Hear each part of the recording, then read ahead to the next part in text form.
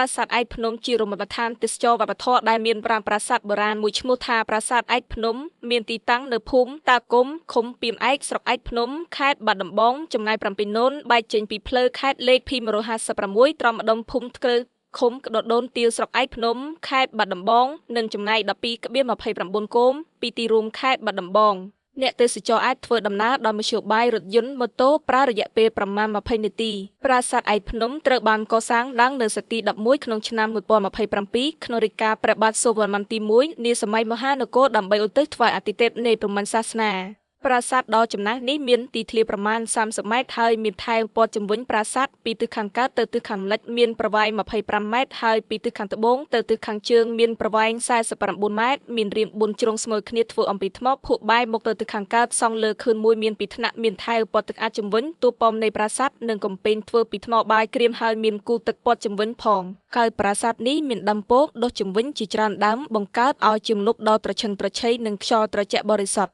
ទីឯនៅខាងត្បូងប្រាសាទវិញមាននៅសល់គូទឹកដែលបច្ចុប្បន្នបានក្លាយទៅជាស្រះទឹកសម្រាប់ព្រះសង្ឃប្រើប្រាស់ជាប្រចាំ